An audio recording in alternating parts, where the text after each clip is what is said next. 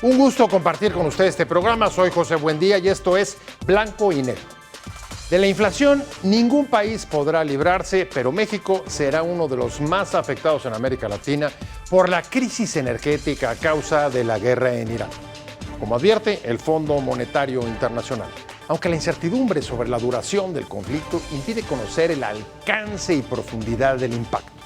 El persistente cierre del estrecho de Hormuz al comercio energético y frágiles negociaciones de paz tienen a la economía mundial en un hilo. Al cabo de mes y medio de la guerra, los acuerdos del gobierno mexicano para contener el alza de la gasolina y el diésel comienzan a mostrar tensiones para sostenerse. Pero no es la única zona vulnerable a los estragos de la guerra. La presidenta consiguió hace unos días renovar el pacto contra la carestía con organizaciones agrícolas, asociaciones de la tortilla y tiendas de autoservicio, pero tienen poco margen para esquivar el impacto de los carburantes.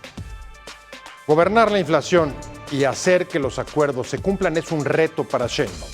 Tuvo que intervenir incluso directamente con los gasolineros para controlar los precios, pero la tensión es evidente porque creen que es insostenible. ¿Los acuerdos y la fiscalización son suficientes para controlar las alzas? ¿Qué otras medidas ante el peligro de que la guerra derive en recesión mundial si se extendiera más allá del verano? Lo debatimos y analizamos hoy aquí en Blanco y Negro. Comenzamos.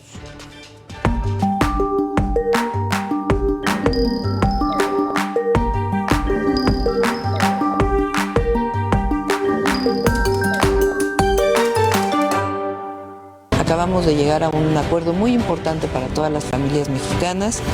Lo primero es que se mantiene el precio de la canasta que llamamos PASIC, que es el paquete contra la inflación y la carestía, que acordamos hace más de un año en 910 pesos, que son los productos básicos de cualquier familia mexicana para una semana, una familia de 4 personas.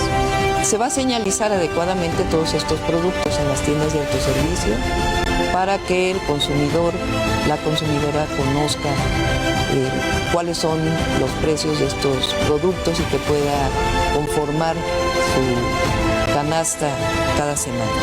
También agradecemos porque se establece un acuerdo de que todos los comercializadores van a hacer un esfuerzo en la disminución del precio de los perecederos que están impactando en este momento la inflación, particularmente el jitomate. Aquí su carne incluso se comprometió a disminuir en 5% el bistec de res. Arrancamos con Blanco y Negro. Muchas gracias por estar con nosotros. Como siempre y como acaba de ver, hace unos días la presidenta logró renovar por 6 meses más el pacto antiinflación por las fuertes presiones que está habiendo desde el exterior en productos básicos, como por ejemplo los energéticos.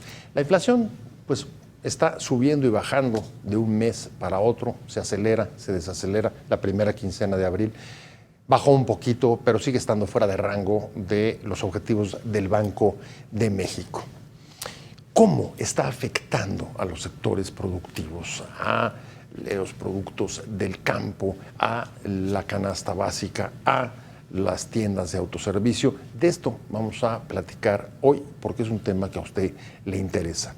De esto vamos a hablar justo con tres invitados que nos van a poder compartir su perspectiva sobre esta problemática que es motivo de conversación diaria de las familias, porque está la incertidumbre sobre hasta cuándo va a acabar la guerra o cuándo se va a llegar a un acuerdo de paz para tener mayor certidumbre sobre el futuro. Muchas gracias por estar con nosotros, Dania Ludlow, directora de Superiste. Hola, Pepe, ¿cómo estás? Mi estimada Dunia, gracias, te recibimos con mucho gusto acá con nosotros y por supuesto lo mismo con Juan Carlos Anaya, director del Grupo Consultor de Mercados Agrícolas. Juan Carlos, muchas gracias por estar con nosotros. Gracias por la invitación, Pepe. Al contrario, un placer. Y por supuesto, Gerardo Cleto López Becerra, presidente de Con Comercio Pequeño. Pepe, un gusto. Gracias por la invitación. Gracias a los tres. Pues tú estás ahí en la primera fila, digamos, de la batalla de la canasta básica. 24 productos, 910 pesos, lo decía la presidenta, a la semana para una familia de 4 personas. Sí. ¿Cómo estás aguantando? ¿Cómo estás aguantando desde el ISSSTE la carestía? Bueno, de entrada ha sido un reto importante porque no solamente se trata de aguantar estos artículos que conforman el PASIC, que nada más lo tenemos en las tiendas de la Ciudad de México, porque pues venimos de un proceso de fortalecimiento de las tiendas que estaban muy desmanteladas, estaban muy desabastecidas. Había productos que ya no vendíamos, como los perecederos, que los incorporamos después de 20 años que no estaban en nuestras tiendas, y eso implica como mucha infraestructura, también llegar a acuerdos con proveedores que no nos hagan perder a nosotros como una institución que está empezándose a fortalecer. Y entonces en esa dinámica y en esas negociaciones, la parte de los perecederos que nosotros comercializamos en las tiendas de la Ciudad de México, lo hacemos a través de un empresario de la central de abastos que le compra directamente a los productores, y todo el tiempo estamos haciendo negociaciones con ellos para poder comercializar los productos que tenemos de la canasta básica, pero también posicionar los productos que tienen dentro de su temporada. Lo hacemos a través del esquema de consignación, es decir, que nosotros pagamos únicamente la mercancía que venden a través de nuestras tiendas para no tener riesgos dentro de nuestras tiendas. El margen de utilidad que nosotros tenemos pues es muy poco, prácticamente nulo en el caso de estos productos que integran la canasta básica, apenas es el 3% de margen de utilidad. Y otra de las cosas que nosotros también hacemos con los productores es que pagamos muy rápido. Nosotros pagamos a los 3 días, pagamos a los 7 días, específicamente a nuestros proveedores de carne y de frutas y verduras, porque sabemos que las transacciones que se hacen son con pequeños productores que tienen como la premura del pago para poder continuar con estas condiciones. A ver, pero déjame más una precisión. O sea, de los 24 productos de la canasta básica que están en el pacto, ¿solamente están vendiéndolos ustedes en la Ciudad de México, no en los estados, no en el interior del país? No, porque es un tema también de la infraestructura. Para poder vender carne, para poder vender pollo, para poder vender frutas y verduras, necesitamos refrigeradores. Y en este proceso de las tiendas del Superiste, las que terminaron vendiendo un poco más en su desmantelamiento eran las de la ciudad, y por tanto tienen mejor infraestructura. Ya estamos también viendo a comprar refrigeradores para incorporar los productos en otros estados. Ya lo logramos en San Luis Potosí, la fruta y la verdura, y en Guadalajara. En el Estado de México, la carne. Es un proceso que ahí vamos, pero en la Ciudad de México ya lo tenemos completo.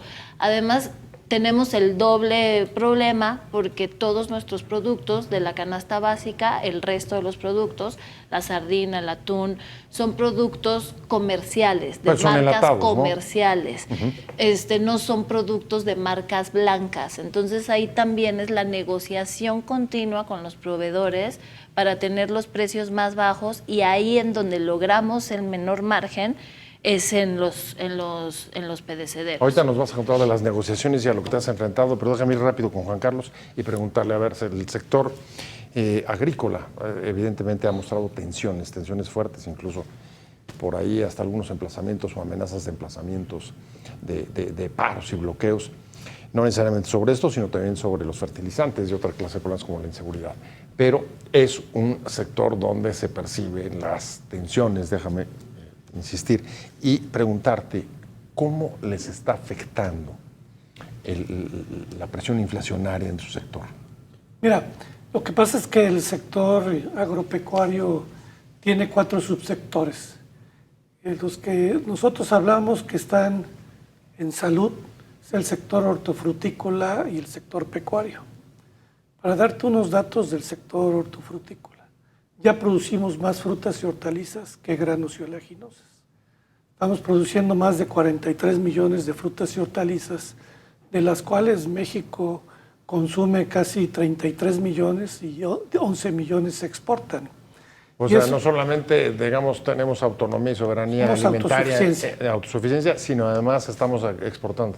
Y eso lo exportamos principalmente a Estados Unidos y por eso el sector agropecuario es el tercer sector exportador, que poco se habla, pero después de la industria manufacturera y automotriz, el sector agroalimentario es el tercer exportador, por arriba del petróleo, por arriba del turismo.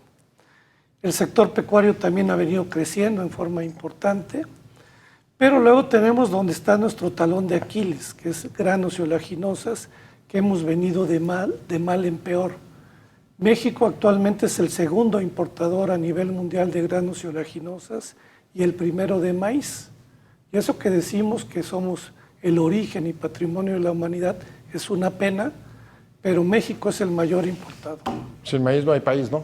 Pero bueno, eso se dice en el discurso, pero no hemos aumentado la producción. Y el otro ¿Cómo está? Dame una referencia. O sea, del total de lo que se consume de maíz en México, ¿cuánto estamos importando y cuánto? El 48%. 40, o sea, casi la mitad de lo que se consume en el país de maíz es importado y la otra mitad se produce acá. ¿Ahí has tenido impacto inflacionario? No, más bien, el tema que traen los productores es que a nivel mundial tenemos producción mundial de maíz, casi 1.300 millones de toneladas, producción récord de trigo, segundas cosechas de soya, México no. Y lo que está pasando es que al haber más oferta los precios han caído. Y lo otro que está afectando al sector es la apreciación del tipo de cambio, que eso está haciendo que el productor reciba menos pesos.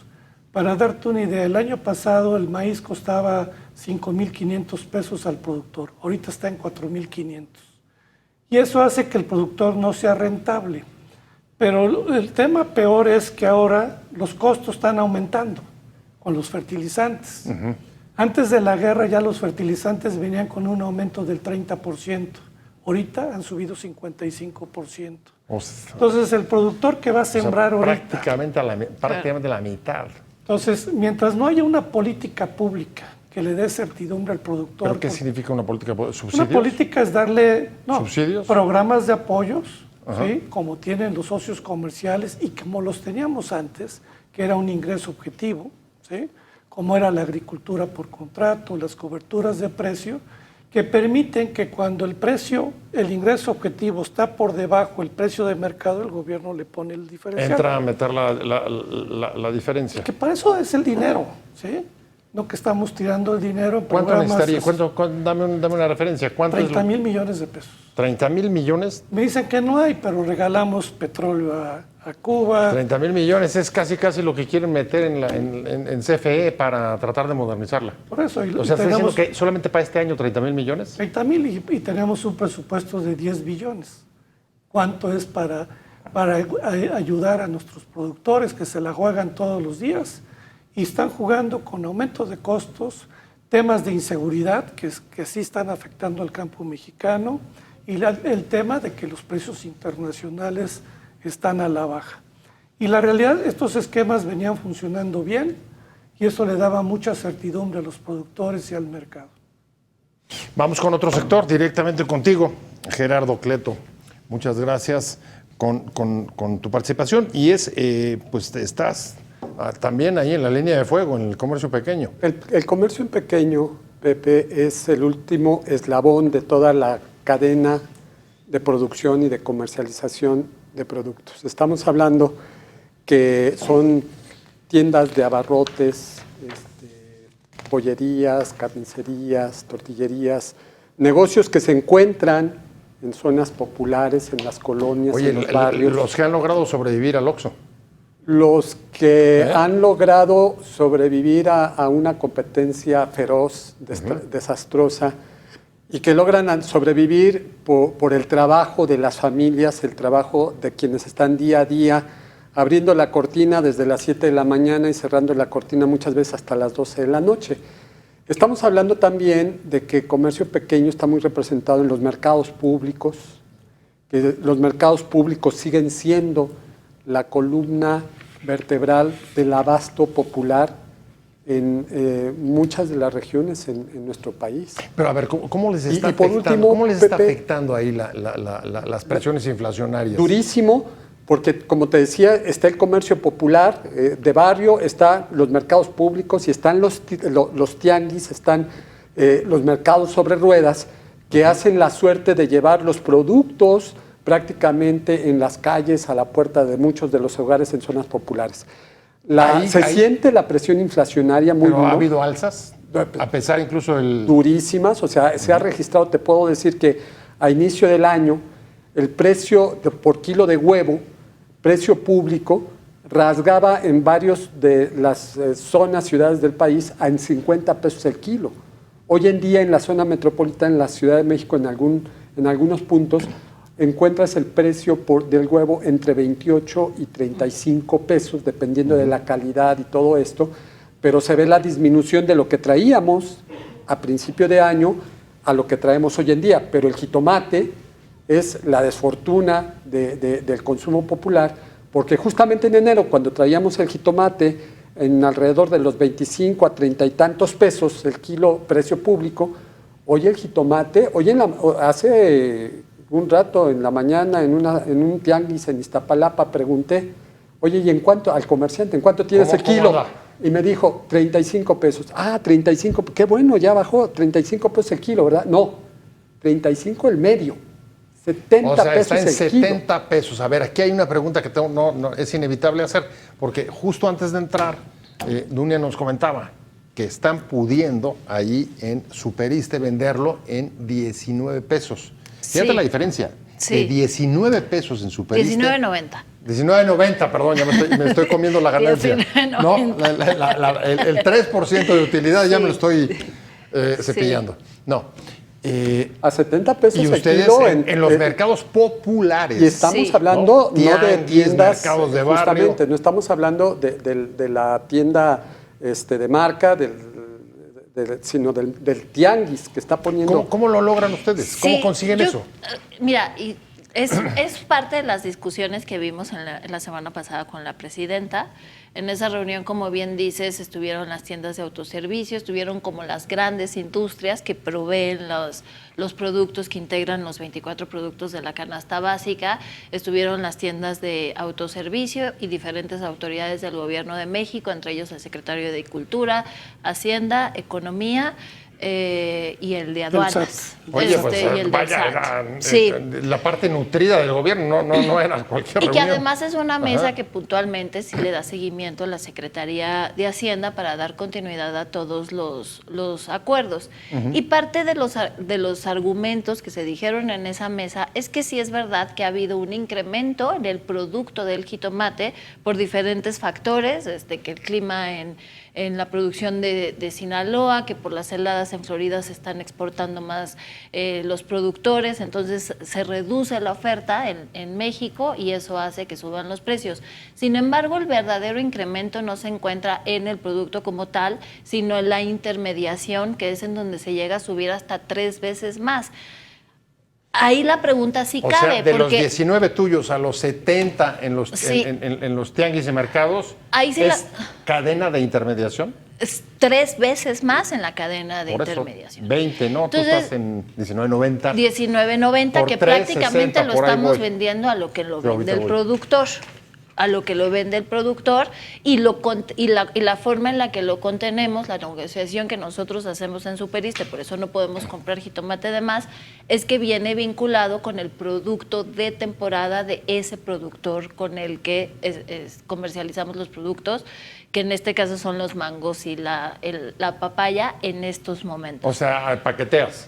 Por cada Digamos. jitomate que compramos también mango y papaya y se nos vende perfecto cuando viene la siguiente entrega, que nosotros tenemos entregas los miércoles y los sábados, pero no podemos comprar de más jitomate por el tema del precio. O sea, ahorita traes digamos, el abasto y la venta casi al día.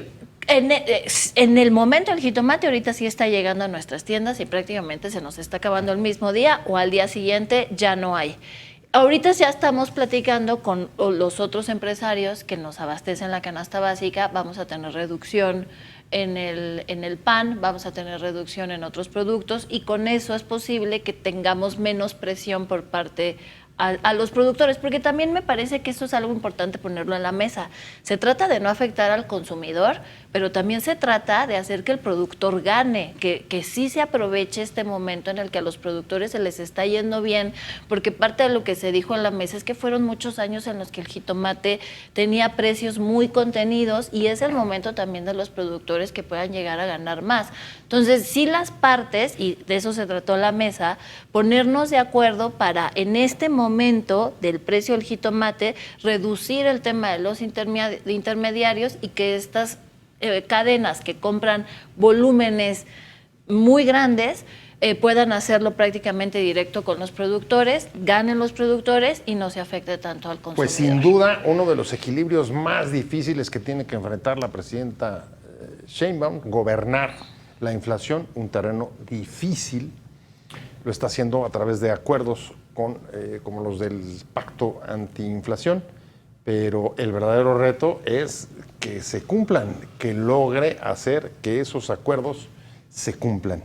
Sé que quieres intervenir, voy a tener que ir un corte rápido, pero regreso contigo con ese punto, las expectativas de que en efecto los mecanismos que hoy tiene la presidenta para lograrlo permitan que se sostenga en un panorama muy incierto, porque no sabemos cuánto va a durar el conflicto internacional y si incluso pueda derivar en una recesión internacional. Estamos en Blanco y Negro. Ahorita quedamos en apoyar lo que nos pide la presidenta, que es a 28, y vamos a juntarnos el próximo martes con ella. ¿28 pesos cerrados? 28 pesos cerrados el diésel. Okay. ¿Hubo acuerdo? No. ¿Hubo algún acuerdo para fijar un límite? ¿Va a haber un acuerdo? ¿Por cuánto tiempo va a durar? ¿Por cuánto tiempo va a durar este límite? Hasta que se compongan las cosas. Estamos de vuelta en Blanco y Negro y acaba de ver las reacciones de los gasolineros después de entrevistarse con la presidenta. Los mandó a llamar porque cada vez era más los casos en los que el precio del diésel en particular en el país se estaba vendiendo mucho más arriba de lo que se habían comprometido. Y como dijeron, van a mantenerlo en 28 después, digamos, de incluso la aplicación de mecanismos fuertes como la fiscalización a través del SAT. Pero no saben hasta cuándo, o como dice uno de los que declaraban, pues hasta que las cosas se compongan, no sabemos cuándo se van a componer. Me quedé contigo y ahí está un buen ejemplo, Juan Carlos, de lo difícil de gobernar la inflación en un contexto como el que estamos. No, lo que hay que entender también es que las condiciones de la oferta y la demanda, yo me acuerdo antes de que entráramos al Tratado de Libre Comercio y en las épocas de los 80s, teníamos inflaciones del 100% porque teníamos un mercado cerrado. Perdón, pero nada que ver con las actuales. Entonces, ahora que estamos viendo una inflación del 4.53%, claro, nos espantamos, pero la realidad, lo que ha hecho que cambie este país ha sido la apertura comercial, que es de acuerdo a la oferta y la demanda, abrir los mercados, es lo que funciona. Los controles de precios, me acuerdo en las épocas con Farel, nunca funcionaron. Y la realidad lo que tiene que funcionar es que no haya los abusos, la intermediación, la especulación. Y eso sí es trabajo del gobierno y para eso está la Profeco. Más que poner mantitas, lo que deben de supervisar es cómo están las cadenas, quién se están quedando con esos márgenes, llamarlos, porque lo vemos en el caso del tomate, ¿no? Y ahorita lo platicaba Dunia. Ajá. Ahorita el precio del productor anda al día 17 de abril, de acuerdo a un reporte que tenemos, 16 pesos. Llega al mayoreo, claro, hay que llevarlo a la central de abasto por camión, tienes fletes y todo, la maña que hay que darles una lana, los robos, ¿sí? Vale 23.75. Llega a la central de abasto, se va a la bodega, llega al piso bodega, que es donde llega el restaurantero, el pequeño comerciante, y le cuesta 37.50. Y llegas al autoservicio o al mercado y vale 60 pesos. El mayor margen se queda entre medio mayoreo. Bueno, pues imagínate esa cadena de sumas y de ascensos en el alza de precios si además tuvieras un mayor precio en los carburantes, gasolina y diésel, que es como lo mueves para llegar Pero ahorita el tema del central. diésel, el combustible, tiene un efecto de 3-4% en los fletes. ¿Sí? Ha aumentado los fletes, pero no en la proporción que se habla. Hay que verlo en su magnitud. Si tú me dices ahorita el tema de la guerra está afectando el tema de la canasta básica, no. Definitivamente No. Ahora, el tema del tomate, como lo dice Dunia, ha sido... ¿Por qué? ¿Básicamente por la autonomía alimentaria que tenemos? No, y porque nosotros no estamos muy lejos de ellos y tenemos el tema del petróleo, ahora el IEPS, la realidad no lo estamos viendo, nos va a pegar en el fertilizante el costo a los productores, ¿sí? Pero los productores tampoco pueden aumentar los precios porque tienen que jugar con la oferta y la demanda, ¿no? No es lo mismo el precio del tomate en Sinaloa que en el Estado de México. Cada uno tiene sus diversos precios y eso es lo importante, que se maneje de acuerdo a la oferta. Mi tema es que hay un tema de intermediación que tiene varios factores. El tema de frutas y hortalizas, y por eso no está en el no subyacente, es que es muy volátil. Hace 2 meses el índice de inflación de frutas y hortalizas era del 2%, hoy es del 20%, porque traemos factores estacionales, climáticos, márgenes que se tienen y el tema de la inseguridad. Y ese factor de inseguridad, de acuerdo al INEGI, nos está provocando en la cadena aumentos del costo del 10-15%. Metámosle orden de la seguridad. Pero bueno, ahí lo que estamos viendo, y te puedo señalar otro, el limón. El limón ahorita el productor está a 10.20, al mayoreo en 20 pesos, al medio mayoreo en 22 pesos, al consumidor 42 pesos. Nada más del mayoreo al consumidor son 20 pesos. Pues, ¿qué le hacen al limón? ¿Sí? Total. Y así te puedo dar todos los ejemplos. Y ahí es donde el gobierno, a través de la Secretaría de Economía, Profeco, debieran ver estos márgenes, ¿sí? Para ver de dónde. Pero controlar precios no funciona. Bueno, es un poco lo que estaba comentando Dunia de la última reunión de los que están en el PASIC, pero déjame ir con Gerardo Cleto. No sé si tú coincides, no se están percibiendo, o sea, las alzas que tú traes en el pequeño comercio no se deben o no tienen que ver con factores externos. ¿Tú coincides? Pues hay una tendencia a considerar que los factores externos nos están impactando, pero porque además están sucediendo de manera, los hechos están empatados, pero lo que sí está sucediendo, esta alza de precios que nosotros lo dijimos desde el año pasado, varias de las acciones de gobierno, prácticamente los impuestos especiales que le zumbaron a productos como el tabaco, como el refresco, que fueron impuestos muy altos, iban a generar un proceso inflacionario porque son productos de alto consumo popular. El tema es que sí hay acciones de gobierno, que gobierno debiendo de ser más cauteloso en política económica, no lo midió bien, y sí son impactos, acciones de gobierno, impuestos que están arrastrando y que están impactando en el consumo popular hacia la alza, el tema inflacionario. 2, a lo que Juan Carlos dice de que en años anteriores se logró contener la inflación por tema de apertura económica, yo le agregaría también que fue por el tema del modelo económico, un tema de modelo económico más reforzado, más basado en el mercado, en la economía del mercado. Y hoy en día sí estamos teniendo ya abajo del escritorio un modelo económico más de control de precios. Cuando la presidenta nos dice que cómo es posible... Pero a ver, ese es un punto que me parece muy importante. Un modelo de control de precios. ¿Sí? A ver, yo lo que he puesto sobre la mesa solamente es lo que sabemos del control de precios o los topes a la gasolina y al diésel. Y hasta donde yo también entiendo, muchos países en el mundo están haciéndolo, porque si se les va el precio de los carburantes, se van los costos, se pone el motor en marcha para arriba, para disparar la inflación. Entonces, ¿es eso? Cuando hablan de control de precios, ¿se refieren solamente a eso o a qué?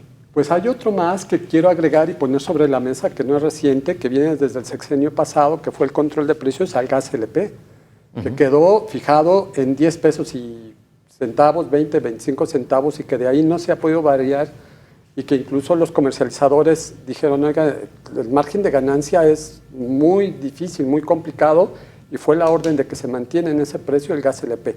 Gas LP, gasolina, son fundamentales e impactan mucho en los productos, en los productos al precio final. En ese sentido, Pepe, lo que te quiero decir, no es el comerciante final, no es el comerciante de barrio, no es el comerciante de mercados públicos y de tianguis los que están ocasionando, los que están poniendo los altos precios, impactando negativamente el consumo popular. Esto es una cadena.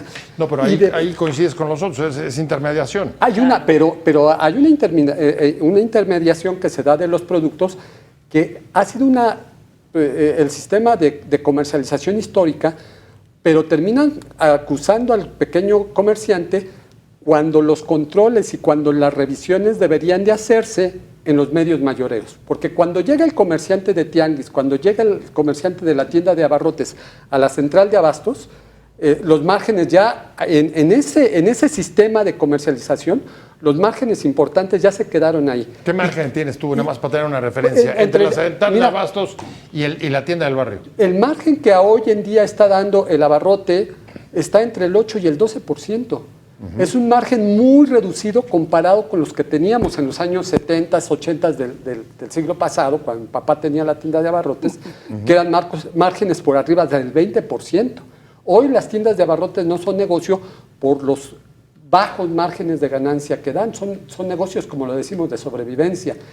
Si las autoridades quisieran hacer algo, en vez de apuntar al comerciante final, al comerciante popular, deberían de revisar en esa cadena que conocen, porque hay que decirlo, en la central de abastos de la Ciudad de México, el abasto, la subasta de productos que se da entre las 2 de la mañana y 4 de la mañana, que es donde se fijan los precios de los productos al día, es ahí donde la autoridad podía estar atenta de los precios que se están dando. Ahí es donde se dan movimientos y lo que vemos reflejado en el precio final viene como consecuencia de aquí. Y el comerciante de barrio, el comerciante de mercado no puede hacer lo que las tiendas comercializadoras sí pueden hacer, comprar grandes volúmenes, abaratar los costos comprando grandes volúmenes. Nosotros no lo podemos hacer, nosotros vamos muchas veces por una caja de jitomate cuando las tiendas departamentales pues, van por un tráiler, ¿no? Entonces, el manejo del volumen hace la diferencia también en el precio. Déjame parar ahí un segundo, voy con Dunia, y es, a ver, ¿cuál es el planteamiento? ¿Cómo entrarle con los intermediarios? Imagínate, o sea, ¿cuántos intermediarios hay en cada rama? ¿Cómo los identificas? Porque no están organizados, ¿o sí? Sí, de hecho a esta reunión fueron invitados los grandes productores de maíz, de jitomate, de limón, inclusive en el caso de los jitomates fueron de diversas zonas del país, para justo empezar a hacer una comunicación directa, no en todos los casos, justo hablábamos de eso, o sea, para saltártelos. hace un momento, no en todos los casos. Ahorita estamos en una situación especial del jitomate que va a pasar, que inclusive por los mismos productores se comentó que en un mes, cuando ya esté la cosecha del Bajío y luego la del centro del país, etcétera, los precios se van a volver a estabilizar.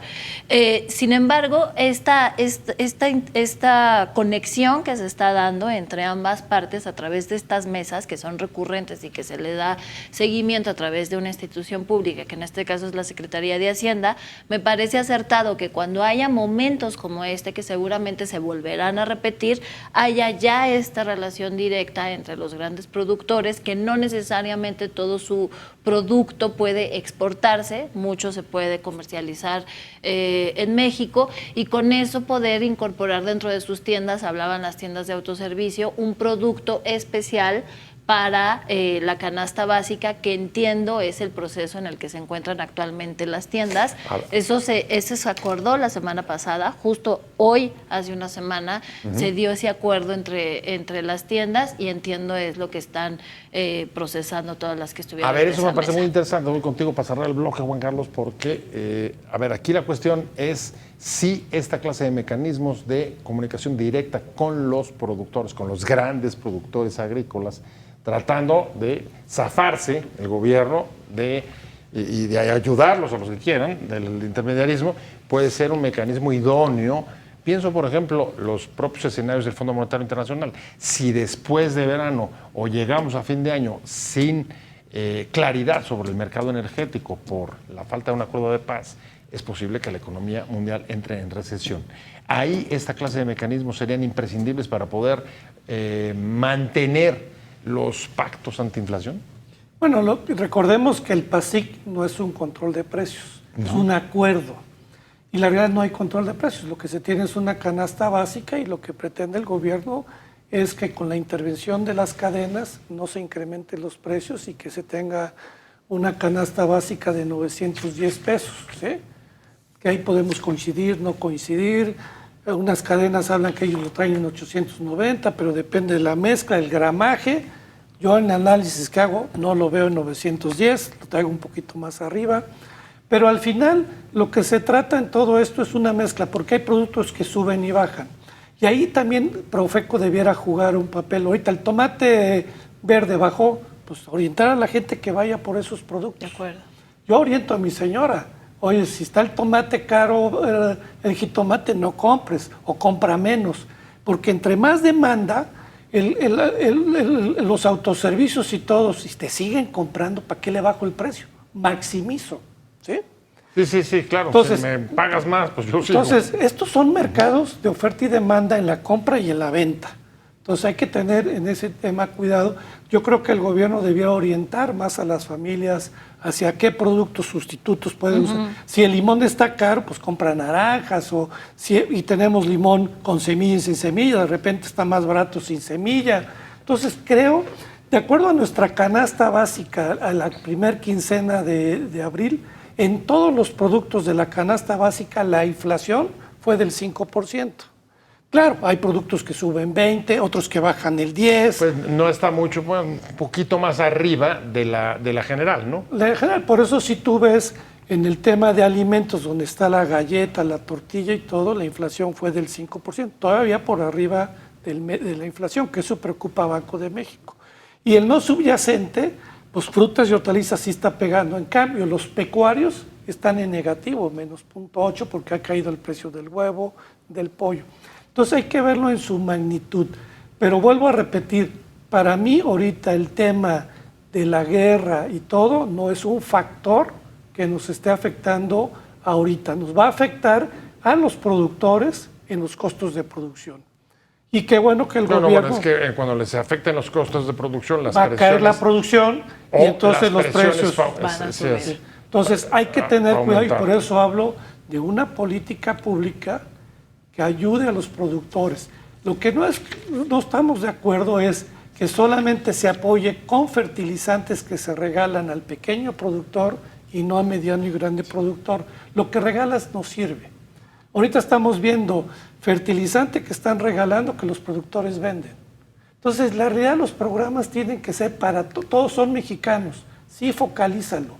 Pero ahorita necesitamos ayudar. A ver, es un hecho, y ahora lo veremos en una de las posturas que ha tenido el gobierno, de decir, bueno, es que aquí también, cuando empieza a haber esta clase de turbulencias, hay muchos listos que tratan de aprovecharse de la situación. Como acabas de decir tú, por ejemplo, recibir fertilizantes y aprovechar para venderlos y sacar una ganancia. Voy rápido, un corte, regreso contigo, Gerardo, porque sé que querías hacer una réplica. Estamos en Blanco y Negro.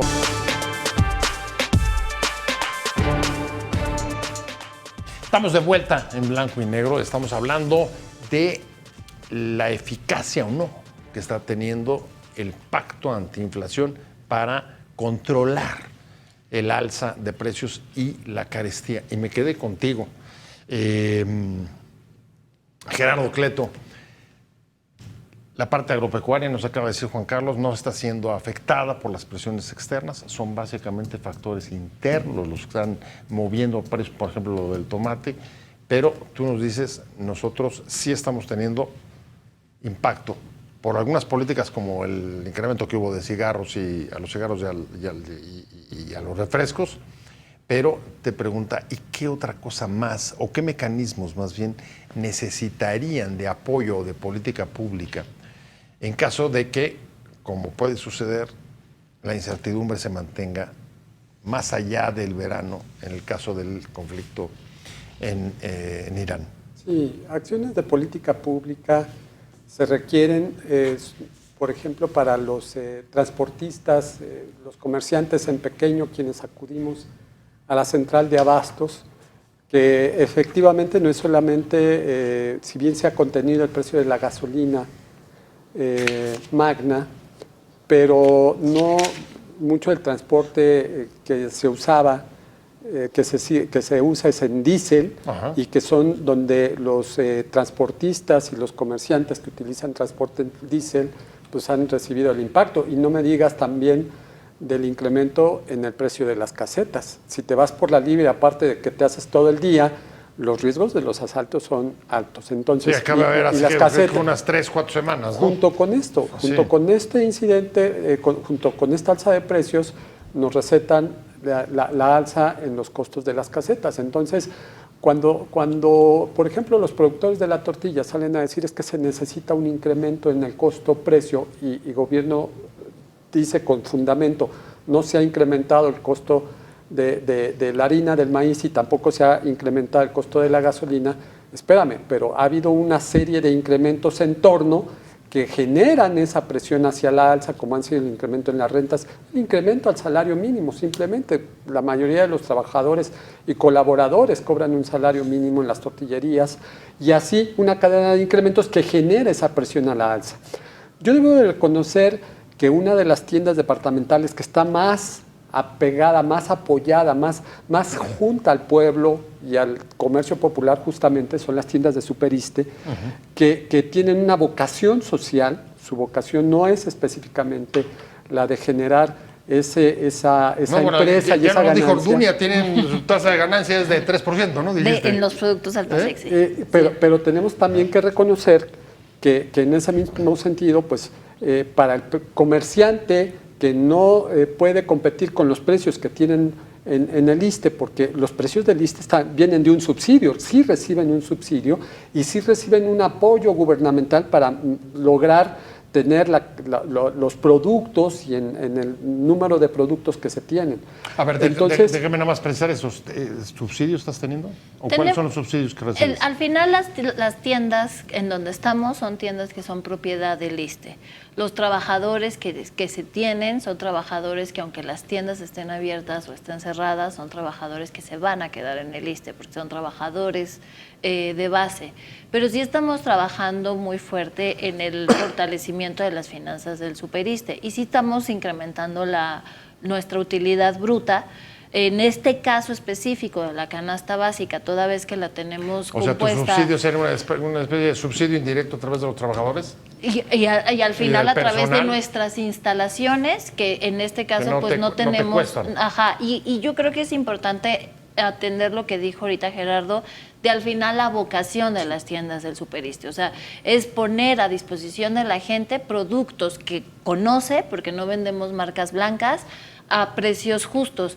Y aquí me parece aclarar un punto importante que también se vio en la mesa el jueves pasado. Hay muchos cuestionamientos de cuál es esa canasta PASIC, como si hubiera una canasta que se llama PASIC y entonces la agarras y te la compras. No hay una canasta como tal. Parte de los acuerdos a los que se llegó en la mesa es que todas las tiendas de autoservicio tenemos que señalar cuáles son esos productos que integran la canasta básica, tiene que ser 24 y no pasar de 910 para que así pesos. Sume los 849 que dice Chedraui, para que así sume los 901 que dice otra tienda. Nosotros los tenemos en 906 pesos actualmente. Se me está yendo y déjame, pregunta para todos. ¿Crees que está funcionando, que está teniendo éxito los acuerdos con productores del PASIC? Totalmente. No? Yo creo que mientras que esté el diálogo entre las autoridades y las diferentes partes para que a todos nos vaya mejor y para que a México le vaya mejor, todo este tipo de mesas son muy productivas. Y reiterando eso, que en el caso del PASIC no es un control de precios, es un pacto en contra de la inflación y la carestía, que hasta el momento se ha dado en función de la propia información que dan los productores y que dan las tiendas de autoservicio. Juan Carlos, de volada, ¿qué hago hoy? ¿Está funcionando mira, o no? Desde que empezó el PASIC el 10 de mayo de 2022, de esa canasta básica, de todos, el promedio anda entre 5 y 7% de inflación, pero hablamos de 38 meses. Entonces, de alguna manera ha funcionado en la mezcla. Sí hay algunas cuestiones, distorsiones, como ahorita el tomate, la papa, pero son coyunturales, estacionales. Me voy contigo. ¿Está funcionando para nosotros no? No existe el PASIC. Para el pequeño comercio, eso fue un paquete, fue un programa diseñado para las tiendas departamentales y ha servido mucho para el discurso político. En el pequeño comercio, cuando nos dicen, oye, es que el producto del PASIC aquí no lo tengo, y se comercializan y se venden los productos que están en el mercado a los costos con una ganancia muy reducida. Para nosotros el PASIC... Entre 8 y 12% habías dicho. Muchas gracias, de verdad te agradezco mucho, Gerardo Cleto López Becerra, presidente de la con Comercio Pequeño. Muchas gracias, de verdad, por haber estado con nosotros. Dunia, un placer haberte tenido. Directora de Superiste, muchas gracias por haber estado con nosotros y al mismo tiempo, por supuesto, mi agradecimiento a Juan Carlos Anaya, director del Grupo Consultor de Mercados Agrícolas. Gracias a los tres por haber estado con nosotros hoy aquí en Blanco y Negro, pero sobre todo a usted por habernos acompañado. Nos vemos como todos los martes y jueves, ya saben, 10:30.